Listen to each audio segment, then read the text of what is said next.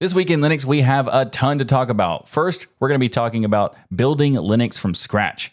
I mean, not walking through that or anything. It's the project called that. Also, the Xen Project has a new version of their hypervisor out, and Mozilla is back in the news this week with the latest release of Firefox with 136. Plus, Linux Mint is talking about redesigning their Cinnamon app menu and so much more, including Microsoft is hanging up on Skype forever. All of this and more on This Week in Linux, the weekly news show that keeps you up to date with what's going on in the Linux and open source world. So let's jump right into your source for Linux GNews.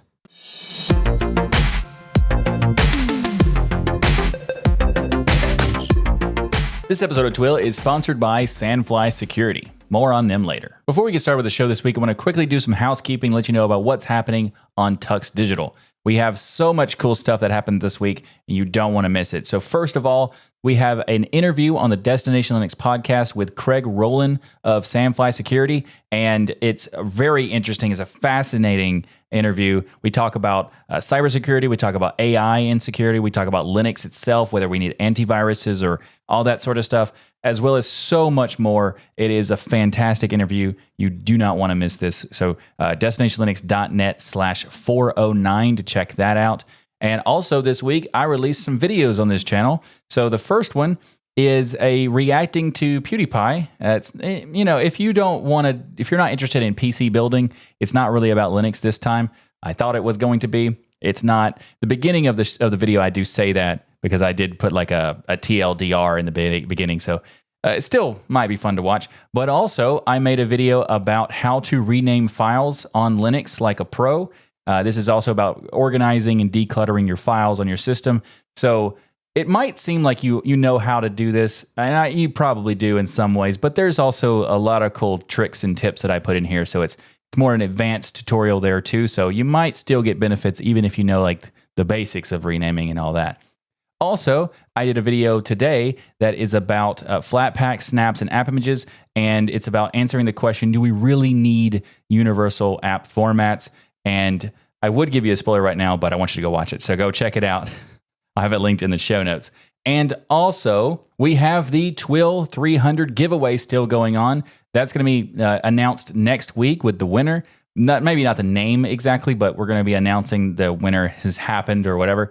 So you have one more week to enter if you would like to do so. thisweekinlinux.com/300 giveaway. So again, go to thisweekinlinux.com/300 giveaway and you can win this $20 Steam gift card. $20 Steam gift card.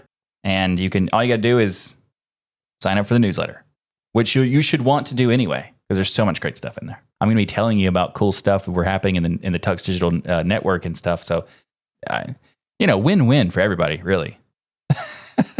Let's get to the show. What if I told you that you could build your own Linux operating system entirely from scratch?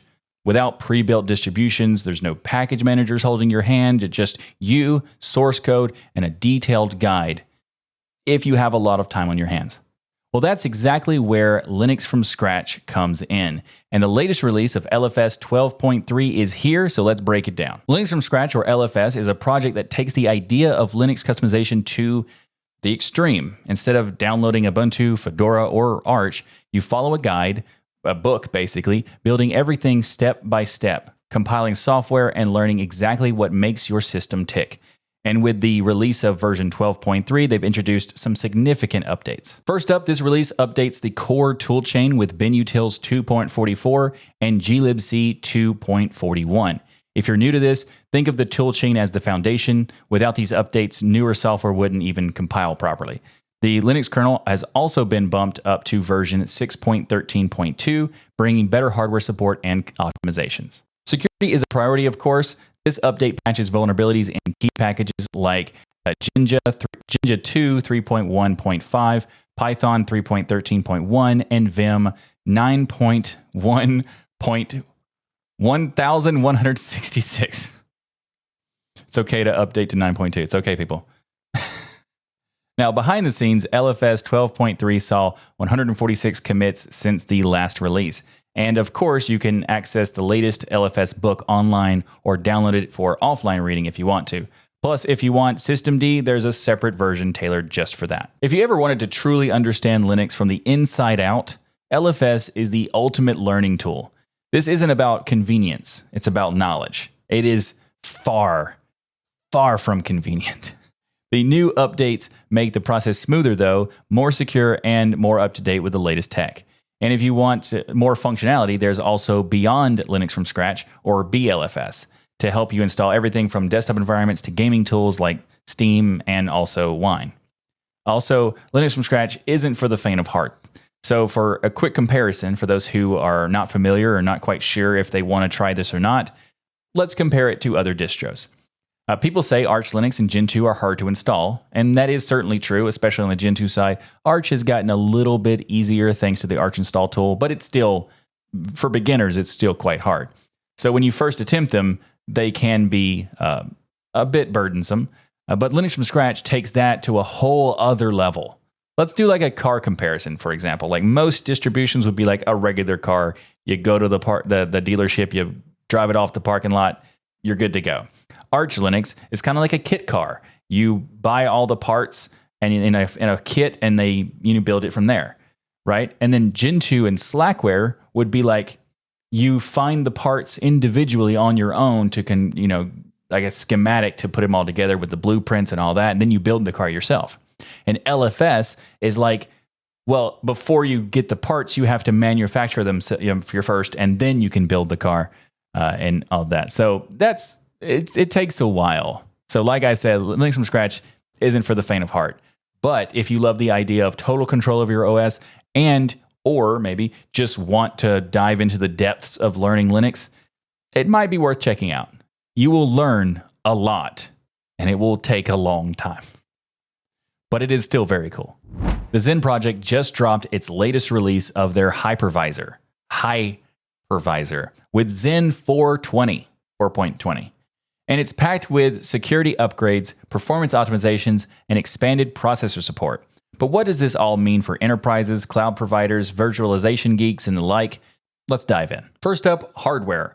Xen 4.20 brings support for AMD's Zen 5 architecture covering Ryzen 9000, Ryzen AI 300, and the EPYC 9005 series. This update ensures better performance and security, including mitigations for the SRSO speculative execution vulnerability, and if you're running AMD, this release is a game changer. Over on the Intel side of things, Xen now supports the page writing feature, making guest page table updates more efficient, bringing lower latency, better VM performance, and improved resource management. But not all Intel hardware made the cut. They actually decided to remove support for the aging Xeon Phi line of Intel products. And for the alternative architectures, there's something big in this release, with Xen 4.20 introduces experimental support for ARM v8-R, and they also added support for LLC, last level cache, not limited liability company, last level cache, coloring for performance optimizations on the ARM architecture. Xen 4.20 also improves device tree mapping and memory management on RISC-V. It's still in its early days, but they're also working on more broader compatibility for various different architectures. But that's in the future. Now let's talk about security, because if a hypervisor isn't secure, it's not worth running. So Xen 4.20 ramps up security testing by enabling the undefined behavior sanitizer, or UBSAN, across multiple architectures in GitLab CI, plus MISRA, MISRA-C compliance has been expanded with 90 enforced rules, meaning stricter code quality and fewer vulnerabilities. The development process also saw some major contributions from AWS, AMD, ARM, Citrix, and more, demonstrating the industry's continued investment in open source virtualization. And additionally, Xen 4.20 introduces performance boost for introspection tools, improved device pass-through, and new cache optimizations. So whether you're running Xen in the cloud or on embedded devices or whatever else, this update makes it faster and more reliable. Firefox just dropped a huge update, and it's got one of the most requested features ever, vertical tabs. Yep, they finally did it. It's finally here. But that's not all. There's a brand new sidebar, AI chat integrations, and even hardware acceleration improvements for Linux users. And let's be real, Mozilla could use a win right now. Last week's controversial addition of a terms of use put them in a little bit of a hot water, even with some of their most loyal users. So does Firefox 136 bring enough to the table to make up for it? Let's find out. First up, the feature everyone's been asking for, vertical tabs. If you're the kind of person who has way too many tabs, no judgment, I do it as well. This is a game changer. All you have to do is right-click an empty space in the tab bar and hit turn on vertical tabs, and then boom, that's it. Your tabs are now stacked neatly on the left.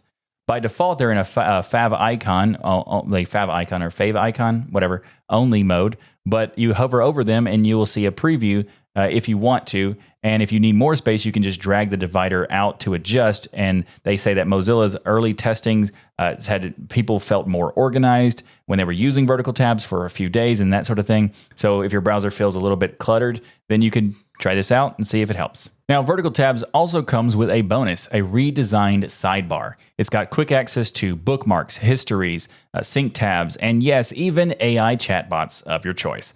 If you're using vertical tabs, the sidebar is enabled automatically, but you can also turn it on separately in the settings. And if you don't like it on the left, no problem, you can move it to the right. Mozilla's giving you all the options there. Mozilla didn't stop at just visual upgrades either. There's also some solid performance and security improvements. Enhanced tracking protection in strict mode now lets you selectively unblock some social media embeds. So if you're ever been annoyed by missing comment sections on a blog post like discuss, I'm not sure how you're supposed to pronounce that, you can finally do something about it.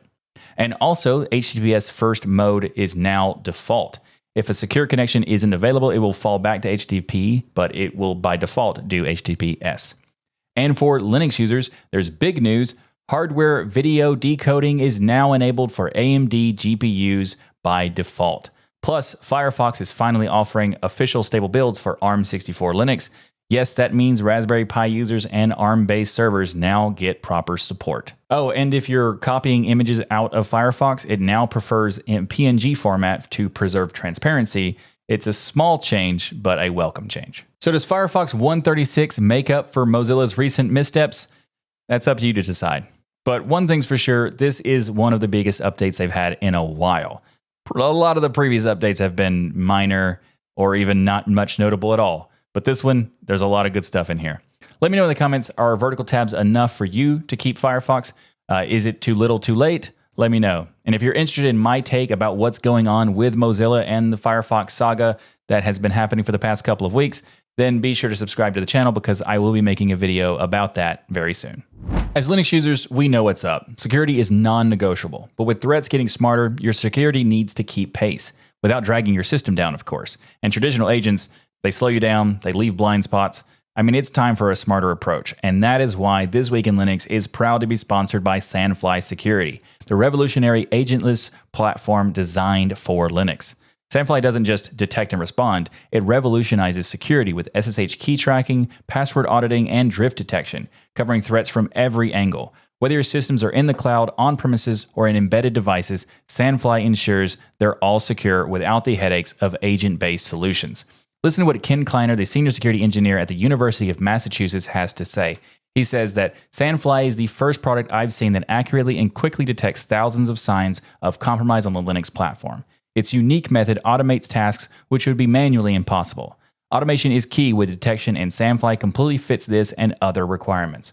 If your organization is using Linux, this should be part of your cybersecurity toolset. Experience security that's not just effective, but gives you peace of mind. No agents, no downtime, just cutting-edge protection. Dive into the future of Linux security at thisweekinlinux.com/Sandfly. That's thisweekinlinux.com/SANDFLY.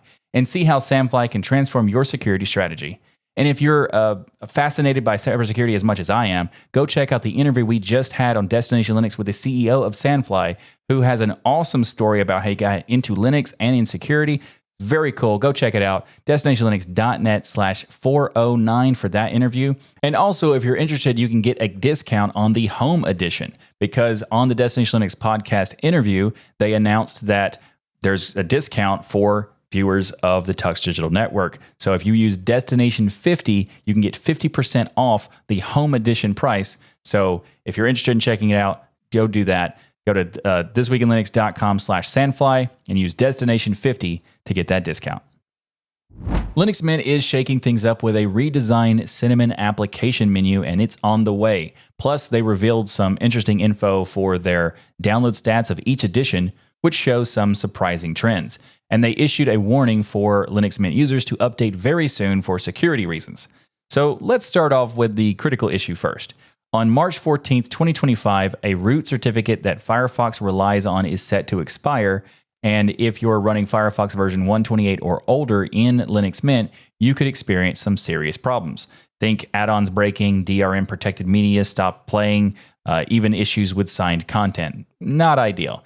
So to avoid this, make sure you update Firefox through the Update Manager. Just hit refresh and apply all updates. If you're using an older, discontinued version of Linux Mint, it might be time to fresh install to get the latest Firefox.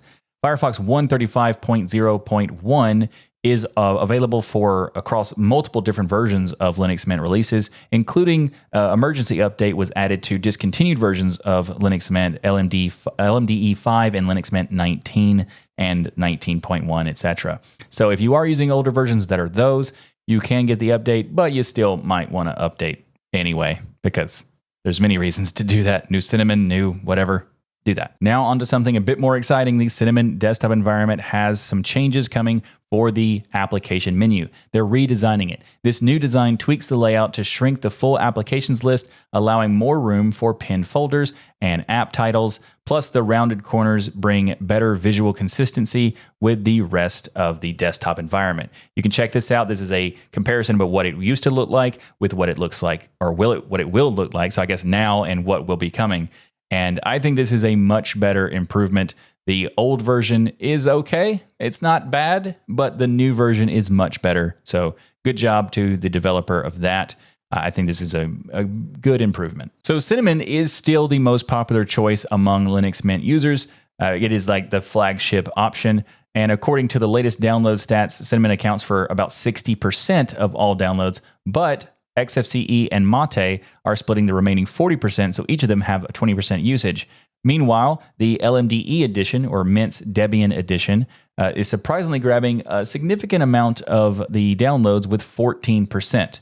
These numbers give us an interesting look at what users are choosing, but these don't reflect the actual usage. This is more of like just the reflection of the downloads and how many people download. So you could download one ISO and then use it multiple times. So there's also many other reasons why it's not super accurate, but it's still interesting to see them highlighting the growth of the diversity between the Cinnamon version, the Ubuntu version, and the Debian version.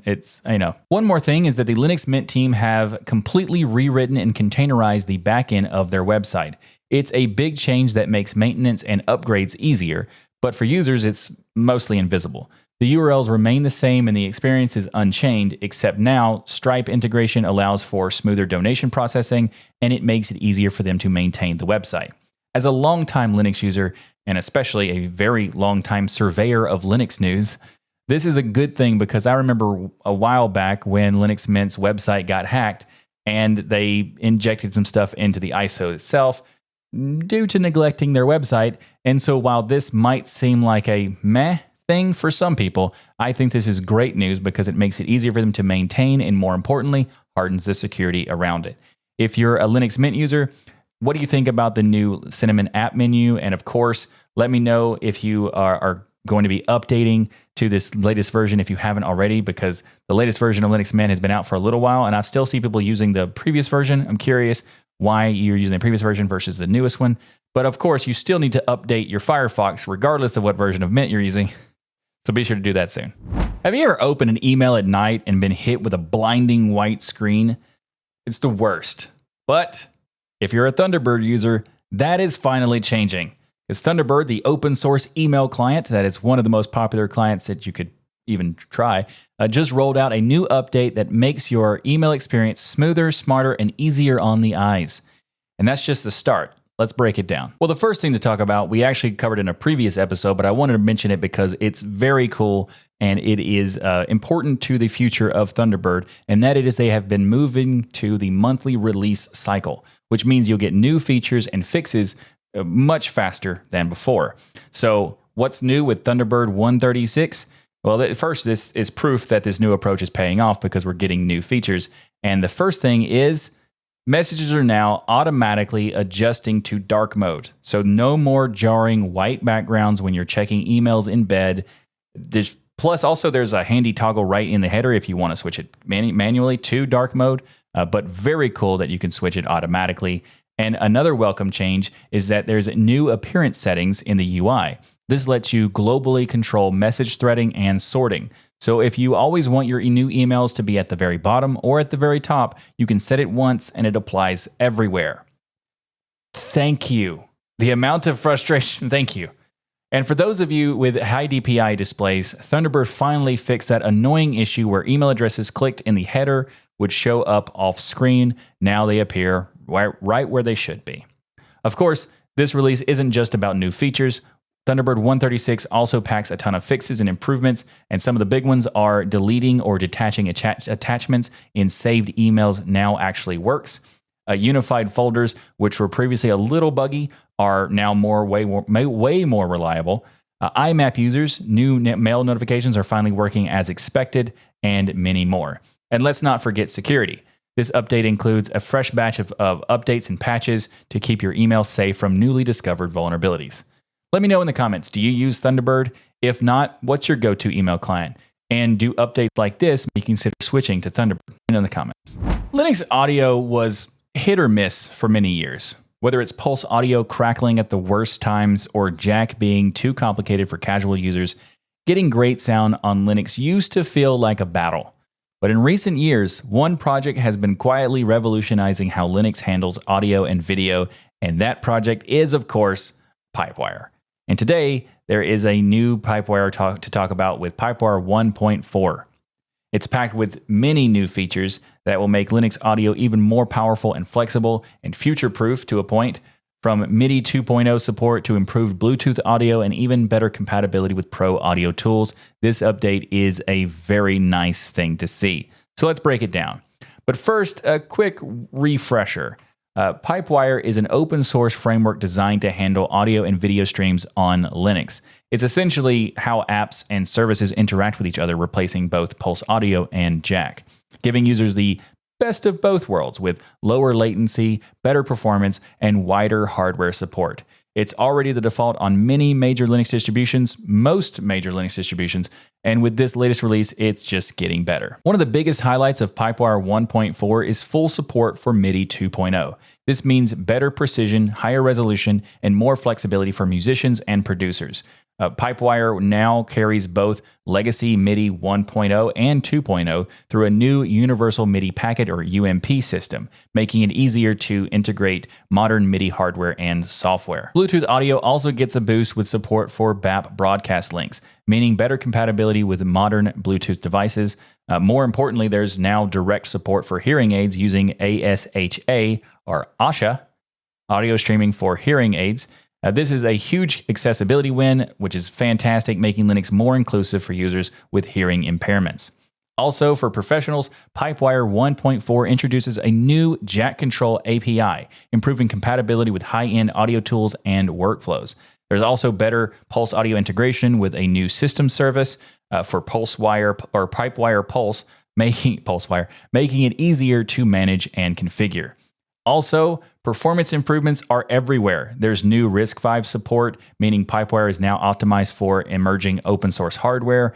Our WebRTC 2.0 support has been added to the Echo Cancel code, making it more reliable for voice calls.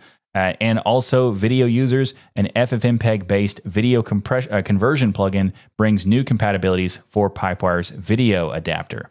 More advanced users also will appreciate new features like support for PTP clocking in RTP streams, improved clock information for Video for Linux 2 or V4L2, and better buffer pool handling for GStreamer. There's also a new telephony D-Bus API compatible with Ophono, making PipeWire more useful and embedded in mobile environments, and so much more. So what does this all mean for you? Well, if you're a musician, producer, or just someone who wants better quality audio on your Linux, well, PipeWire 1.4 is another step forward to a better experience, smoother experience with MIDI 2.0, improved Bluetooth, and better audio support overall. PipeWire is making Linux audio better for everyone, and it's proving that Linux can compete with or even surpass other operating systems when it comes to multimedia performance. Of course, PipeWire also does video piping, not just audio, and PipeWire is so cool. If you want to learn more about PipeWire or the latest release, you'll find links in the show notes. Remember when we used to say, "I'll Skype you later"? Well, it's been a while, and really no one says that anymore. So Microsoft has officially announced that Skype will be shutting down forever on May 5th. The once dominant video calling service that changed the way we communicate is being shut down and replaced by Microsoft Teams, which is kind of worse, actually. For many, Skype was the first experience with VoIP or Voice over Internet Protocol. It made international calls accessible, introduced us to video chatting long before FaceTime and Zoom, and even found home in the Linux community with one of the earliest dedicated VoIP clients for the platform. But despite its early success, Skype has been in decline for years. Microsoft bought Skype for $8.5 billion in 2011. Talk about experiencing a bad call. But it struggled to keep up with the rapidly evolving communication landscape. The rise of competitors like WhatsApp, FaceTime, Zoom, Discord, and even Microsoft's own Teams made Skype feel increasingly outdated. Then came the COVID-19 stuff and an opportunity where Skype should have thrived. Instead, users flocked to Zoom, and despite a brief increase of Skype usage at the start of it, it started stagnating pretty quickly, and competitors surged ahead. Microsoft's focus also shifted. The company launched the personal version of Teams in 2020 and slowly began phasing Skype out of relevance. Why? Who knows? Now the transition is official. Existing Skype users can now log in to Microsoft Teams and have their message history, contacts, and group chats automatically available, and there's no need to create a new account. But users who want to use something else, you have 60 days to export all of your data before it is destroyed. However, there's one major loss. Microsoft Teams won't support telephony, the one remaining unique feature Skype had. That means no more direct calls to domestic or international phone numbers. Skype credits will still be usable until the shutdown, but Microsoft is no longer offering new subscriptions or phone numbers. Users who rely on their Skype number will need to port it to another provider before May 5th. This is probably the most important piece of that. If you have a Skype number, I used to have one, and I used to do this all the time. I had Skype credit. Like, Skype was a big thing in the early days, especially if you were doing your own, like as an entrepreneur. I needed some kind of way to have a virtual phone that wasn't my regular phone number of my cell phone. So I used Skype. It was fantastic. It gave me a lot of stuff. And also the benefit of being able to use international calls without having to, there was a little bit of nostalgia for me with Skype. So this is a bummer, but also not surprising because Microsoft ruined Skype. So while Microsoft is presenting this transition as a seamless upgrade, it's really an admission that Skype's time has passed. The world has moved on, and so has Microsoft. Sad times. Sad times. Skype was once the video calling service. It connected families across the world, facilitated business deals, like even for me, and it also played a part in historic moments. But in the end, it couldn't keep up pace with innovation, and it's now an end of an era. But if there's one lesson in all of this, it's that even the biggest tech giants can fade into obscurity if they don't evolve fast enough. So, what are your memories of Skype? Let me know. Did you use it back in the day? Do you use it now for some reason? And if so, why? Let's talk about it in the comments. And also, if you found this video helpful, then of course, subscribe to the podcast. And And for those who are fans of nostalgia and Skype, the era of Skype that was great, this might bring back some memories. Welcome to Skype call testing service. After the beep, please record a message. Afterwards, your message will be played back to you. Sad. But also expected. Sad. But also expected. Thanks for watching this episode of This Week in Linux. If you'd like what I do here on this show and want to be kept up to date with what's going on in the Linux and open source world, then be sure to subscribe. And of course, remember to like that smash button. If you'd like to support the show and the TuxDigital network, then consider becoming a patron by going to tuxdigital.com/membership, where you get a bunch of cool perks like access to patron-only sections of our Discord server and much, much more, including you get access to the patron-only Skybox and the patron-only post show that happens every week after the live stream of this show. And also you can get special merch discounts as a patron for the store. Oh, right. You don't know about the store? tuxdigital.com/store. You can get great stuff like the Linux is Everywhere t-shirt, the This Week in Linux shirt, or the pseudo show shirt. Not sure. Pseudo show shirt.